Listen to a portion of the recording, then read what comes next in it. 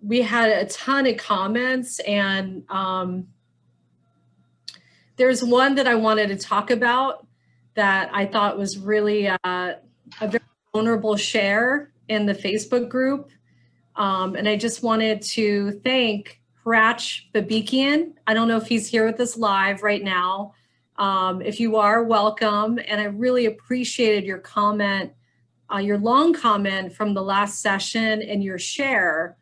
And I think these stories are important for artists to hear, to recognize where they might see themselves in a certain context. And that's why I wrote my Art MBA mindset book, which is that way, to really get people to start thinking about the things that they're doing or not doing and where that might have come from. So Hratch really shared his story of money that he learned from his family and from his dad in particular, who was running a business on a small budget of 20 to 30,000 of capital and was just barely keeping up with paying bills and some debt, and most of the time just barely treading water. Hratch mentioned that his dad would sometimes give away his work for free. He was a creative and he would give his work away for free and for good karma. And I know a lot of you out there can relate to this idea that if I do this or that for free, that is good karma.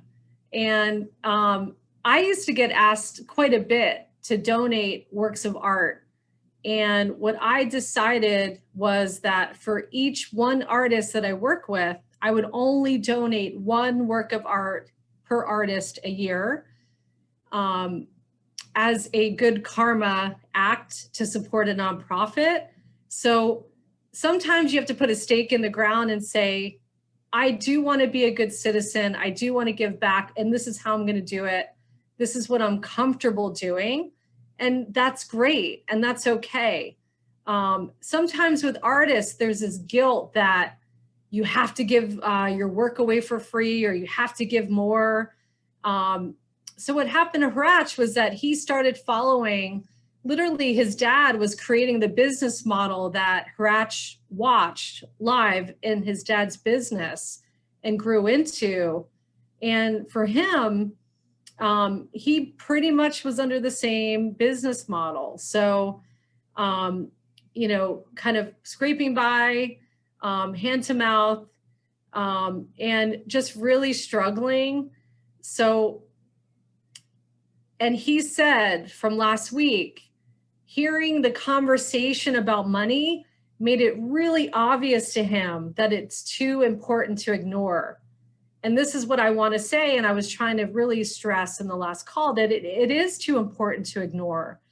A lot of people in our culture, not just artists, most people struggle in this area.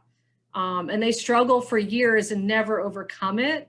So for me, it's never mattered what you've done or what you haven't done. It's where are you at right now?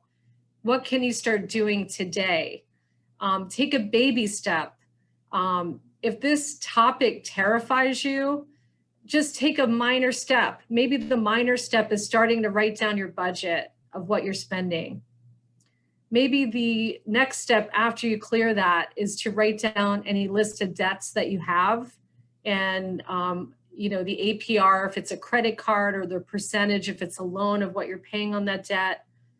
I love coming here and you guys sharing because it really helps all of us to realize that everyone is being challenged differently. We have things that we've learned that we can share here. And this is not something that you have to be in the dark with. And there's a lot of shame in talking about money. And everyone in this audience is entitled to make the exact money that you want to make. There's no shame in wanting to be a successful artist that's supporting a family or is making six figures or multiple six figures. There's no shame in that.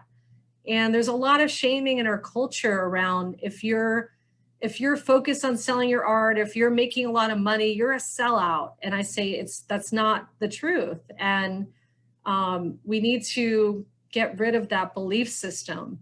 It's taught in grad school, and I hear young students even making statements like that.